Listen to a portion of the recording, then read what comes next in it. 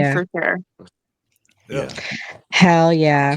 All right, guys. Well, we're going to move on because we have quite a bit more topics. We're going to talk about the border now.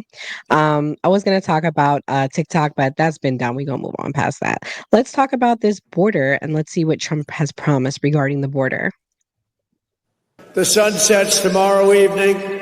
The invasion of our borders will have come to a halt, and all the illegal border trespassers will in some form or another be on their way back home by the time the sun sets. So Trump has delivered on this promise.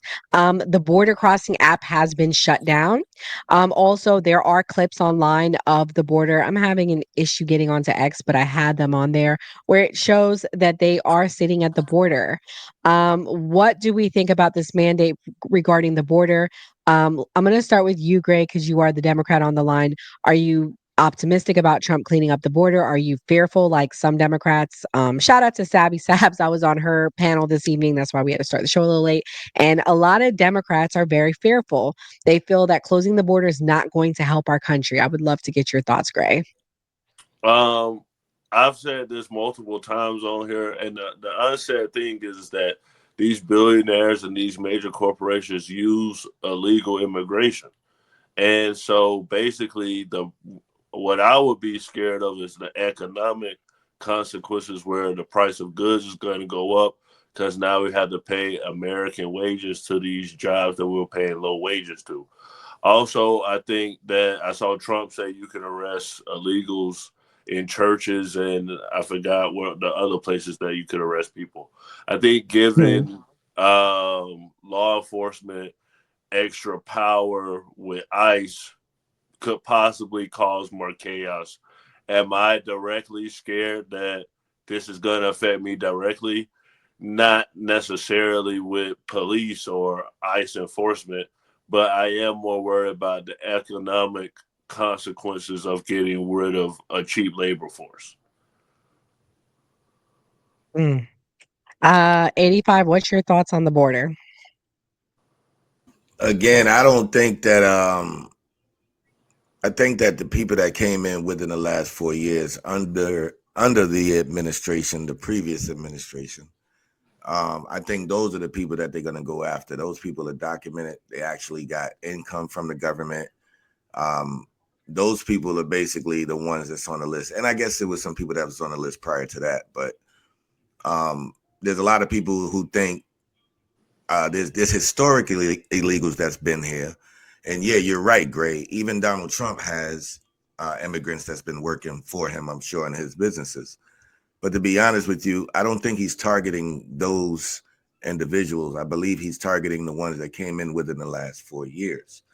And this has to happen because they did it on purpose and they had an agenda.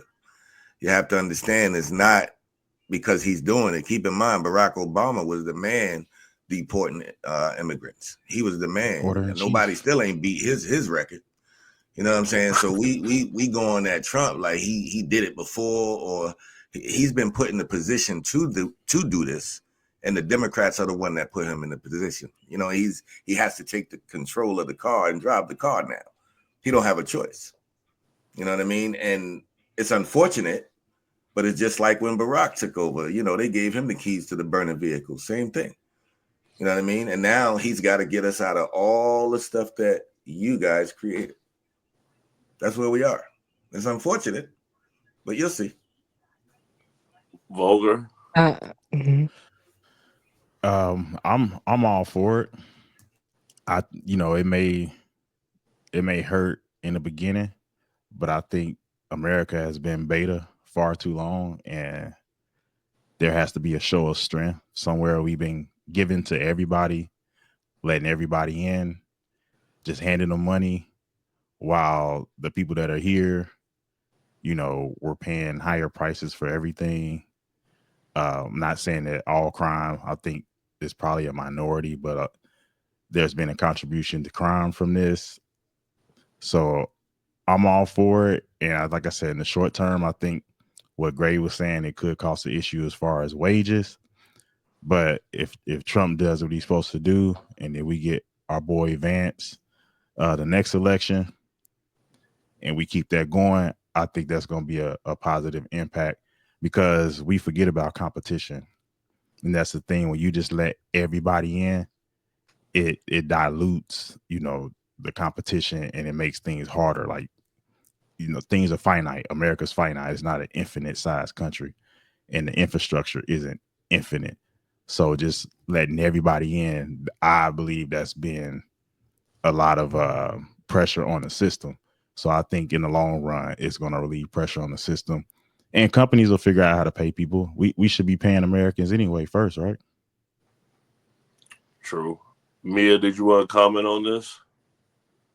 Yeah, so I mean, Trump is making good on what he said he was going to do. I mean, within the first, 12 hours of him being president, he signed a sweeping stack of executive orders. I think if you break into someone's home, it's a crime. And our asylum system is set up to encourage breaking into somebody's home, which is wrong. Like, you can't even claim asylum until you've already broken into the home, and then you have to fill out the form, and et cetera, et cetera. So the system is set up to put these people in a deficit where they have to commit a crime to get into here, and that is wrong. And then I did a deep dive on why a lot of people are upset by the change of catch and release. Because Biden's, what the Democrats want is catch and just release them here on soil, opposed to Trump reinstating, you wait on the other side, you do your paperwork there, you stay, and then once we vet you, you come forward. And I mean, I have multiple countries that I've gone through that actually share, all in Europe, all socialist countries in Europe that have the exact same policy as Trump. So it's interesting to me when leftists start crying and they're saying it's inhumane. And it's like, well, when England does it, is it inhumane? When Lithuania does it, is that inhumane? When Spain does it, when Morocco does it, are they all inhumane? These are highly socialist countries that believe in staunch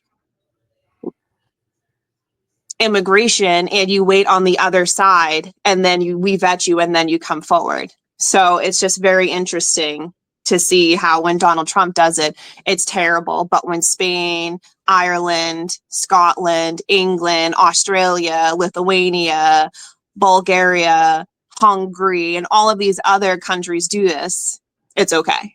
That's what I have a problem with. Yeah, and I have a clip here about the border. Let's remind everyone how bad the border got the last 4 years. Okay, you can see in red, those are the Trump years. They were they were higher in aggregate in the Obama years. That's right. They were very low, noticeably lower in the first 3 years of the Biden administration. Then this huge spike. So the last year of the Biden administration actually higher than any one year in the Trump administration. A 10-year high, actually. Yes, 10-year high. That's actually just a way to understand what this country has been doing under different administrations when it comes to deportations. What can we expect on Monday, Camille, in terms of announcements, actions from this incoming administration? Well, Major, we should expect the incoming administration to move aggressively and quickly to reshape federal immigration and border policy, including by undoing many Biden administration immigration programs. That includes initiatives that currently allow migrants abroad to come here legally. That could mean scaling back the refugee admissions program, also ending Biden administration parole programs that basically allow people who have sponsors to fly into the U.S. So yeah, as we know, he did do that. There was people waiting in Afghanistan even, and he canceled their trip to come here. So he is cracking down, guys. And as you guys can see in that chart, why Trump made this mandate and a part of his talking point for his 2016 campaign was it was recordly high under Obama. Okay. And when Biden came in, they knew they could just come through the door, and each year it progressively went up. So everyone loves to talk about Trump and his policies, but as we can see, they were working before because they knew not to come. And then the last 4 years, they said, all right, we coming through the door. I mean, Gray, as the Democrat on the call and looking at that chart, can you see why, everybody's saying it's a problem? I'll play to relieve it for you. Okay, Not the whole thing, but I'll show it to you. MSNBC, actually, I don't know if this is the one that you have, but they have a better Mhm. chart. And I did see that it was a major spike up under Biden. So, I mean, that's just a fact. I know a lot of Democrats try to argue that's not true, but I mean, I would automatically assume that if I was someone coming across the border and I knew Trump was in office, of course I'd be more fearful because Trump's more threatening. So, I mean, as far as Democrats are concerned, I know they try to say that Joe Biden signed the executive order, but as far as the chart, yes, you're correct. It spiked under Joe Biden. 85, what's your thoughts? Oh, okay. Go to Volga. Wilger, what's your thoughts? Again, like I said, I'm all on board. I think it's gonna be good. What's crazy, I wasn't even aware until not too long ago that Obama deported a lot of people, and The that's porter in chief. yeah, deporter in chief. Yep. And that goes again to show the immaturity of the left to feel some type of way because when it was Obama, it was okay. Now it's Trump, He and had to. Didn't you see how high it was? I mean, like, look at Fred, this. those are the Trump years. Look, I mean, yeah, the record numbers, even higher than Biden. yeah. So I really think I think deep down people want things to be fair. They want a better environment. They want a better country. But it's Trump. I just can't. When you use the analogy of somebody breaking in your house and going in your refrigerator, I don't know why that's not registering to people. Nia? Yeah, Obama was the great deporter in chief. He also leads when it comes to drone attacks and a lot of things that leftists seem to forget. So much for the humanitarian part of their gimmick that they try to sell people. But I mean, the pillars that they hold up really don't do very humanitarian things. It's all hypocrisy. I mean, these people enter illegally. We need to fix the system, make the system work for us. And I'm happy that Trump did what he did. I'm sorry. If I break into your house, you're not going to hug me, invite me in, give me money and shelter and food. I mean, that's just not how it works. Well, Mia, let I'm me tell you the argument they said tonight on Sabby. I want your thoughts because you're very Oh my knowledgeable. The goodness. argument for the left is they feel that we should allow these people in because we've destroyed these countries. What's your counter to that?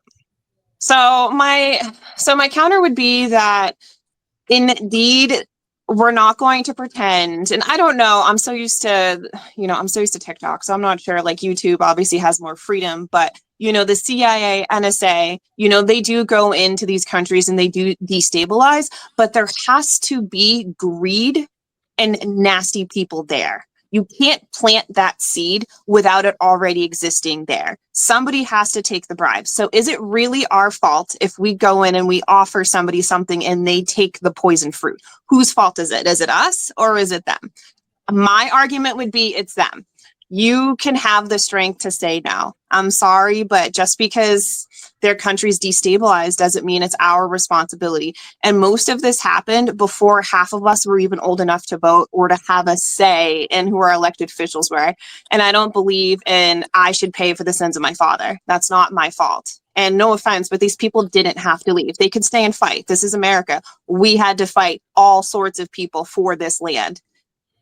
It is what it is. If That's you don't want what to stay and fight for your country, yeah, that's not my problem. I don't want you. that's I'm that's sorry. what You're running. Dana, shouts out to Dana with the data. She was on with me, and that was her argument. She feels like they should stay and fight in their country. 85, what's your thoughts? Oh, is he Give me gone? a second, guys. Oh, Just keep okay. going on. Yeah, so yeah, that was her thing. And her other point was, guys, you guys are gonna like this, but I have to agree with her. She feels like, why are you guys for giving this money to them when you don't want to look into reparations for Black people? Because she feels like it's taking from Black Americans foundationally that have been here. And I agree with her point because my thing is this, and I'll just make it on a broader sense. You're taking away from resources from Americans. Like, I don't know why that's not a point that lands with the left. Gray, what's your counter to that? What people aren't talking about is that Americans are procreating. We aren't, especially Caucasian people in this country, because of the cost of living and the culture shift. So, to keep the workforce that we need immigrants to come and fill those voids because we aren't having children. I think the average household is maybe having 2 children, and the white population decreased for the first time in the census, I think, 2 years ago. So that's Hmm. why they want immigrants. That's a good point. Well, okay. Well, I'm going to move on because we have a lot to talk about. And we're going to talk about the conspiracy theories of the night, guys. Let's watch this clip where Trump promises to release assassination records. We are going to make public remaining records relating to the assassinations of President John F. Kennedy, his brother Robert Kennedy, as well as Dr. Martin Luther King Jr., and other topics of great public interest. It's all going to be released, Uncle Sam. So, you guys, I mean, this defined a generation. These 3 assassinations happening back to back to back. Vulgar, what do you think the implication and the impact this is going to have once we release these records? It depends on what's in them. Sorry, I had to mess with you, Amante.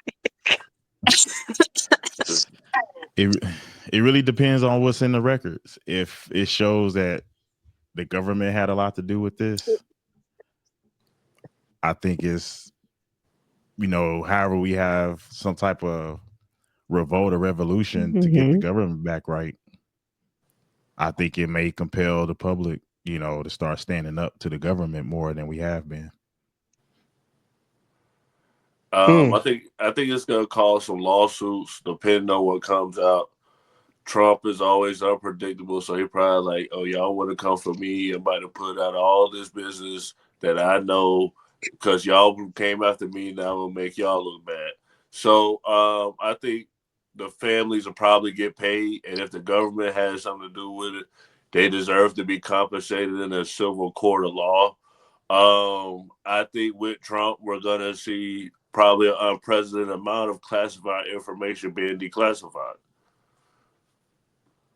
Mia? I mean, I am, as you can see, the cheese in my cheeks. I am so happy. I am so excited. As you can see, East Coast. I'm from the northern East Coast. I mean, I'm super big into the Kennedy family. I can't wait for all of these records to be declassified. There's so much information. And a lot of people don't understand that Kennedy notably was going to deconstruct the FBI and CIA and get rid of the deep state before it became too deep.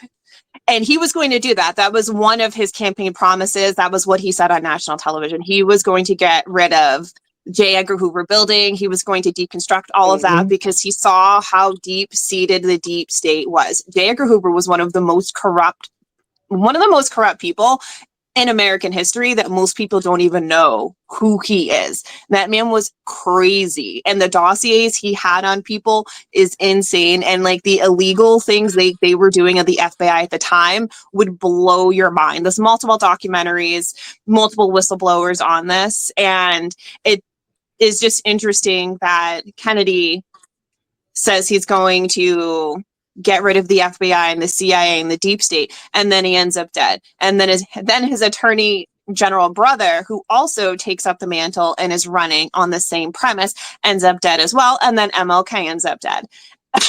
And then for a clean sweep, we also lost Malcolm X too. And a clean sweep within 24 months of all of this, we lost those 4 men. So it's clearly very apparently at the time the deep state was trying to save itself, because there were 4 massive individuals with massive following that knew what was going on. There was no crazy magic bullet. There was no like bullet that magically pierced the hearts of 3 people and somehow went upside down, inside out, all these people. I'm sorry, but I am so excited. I can't wait. That's why I am rooting for Kash Patel to run the FBI. I can't wait. There's hundreds of FOIAs right now asking for all of this information to be declassified and given to the public. And it should, because the public should know what happened, truly know what happened. And I'm very excited. For sure. So before Slim respond, because I know we're going to go with a tinfoil hat, I got to plug our boy. Judge Joe Brown actually was the person who defended the guy who tried to assassinate Martin Luther King. And we actually, me and Nora and some of the people who was on New Party before, we were actually on Judge Joe Brown's show. And I saw his video where he said J. Edgar Hoover was actually someone who was biracial. And he went after the KKK and he went after like the Black Panther Party. But I just wanted to plug him in there before we continue. But go ahead, Slim. Yes, I actually have a clip of Judge Joe Brown we'll be playing. Oh So man, thank you to the Honorable Judge Joe Brown. But go ahead, 85. What's your thoughts on all of this? yo, Mia is on point. Like I said before, yo, I still think we dealing with young Kennedy Jr. and the fact that he wants to know who killed his dad. And I think him and Donald Trump got something together, and he promised him something. I think that's what it is. That's what I feel in my Agree. heart. You know Drop what I mean? out and I'll release this. Yeah, and I'm gonna just leave it at that. But Mia pretty much took everything that I wanted to say and put it in a whole better perspective. So Tinfoil hat on. Can I say We're something gonna before the start video? in. Yeah, go ahead, Boger. I'm sorry. Trump, if you're listening, can you please add the Hollywood set that they filmed the moon landing in? Can you We please? ain't gonna Yes, add that I'm because too. we are in a golden era where we're gonna be competing again. So don't be surprised if they pull something like that again, because we are in a race right now for technology. And I understand. I don't agree with why we did the moon, why we potentially may have faked it, but I agree with why we could have done it. Like, I don't agree with doing it is what I'm saying, but I agree with why we did it. If we did Oh it, no, I we understand. had to be number one at that point. We had to maintain being a superpower. No, I understand. I Don't just get want us the blooper reel. demonetized. That's all. You know, Allegedly. Yeah. I'm Yeah, speaking in code. let's. So, okay, guys. I'm sorry. Mhm, mhm. I was going to say, No, what were who you gonna has say? an amazing podcast on podcast episode, I should say, on like the moon landing and it like being faked and all that stuff. Joe Rogan. So I went like 6 months ago, and funny enough, the studio was converted, and that they allegedly filmed it, because obviously I wasn't there. The studio that they allegedly filmed it at was actually turned into a house, and currently Jared Leto lives there right now. Wow. Mm. Yes. Right? Fun fact. That's what I'm saying. Right? And it goes pretty deep. You know that 60s band The Doors, the lead singer, was it Jim Morrison? Van Morrison? His dad was a high ranking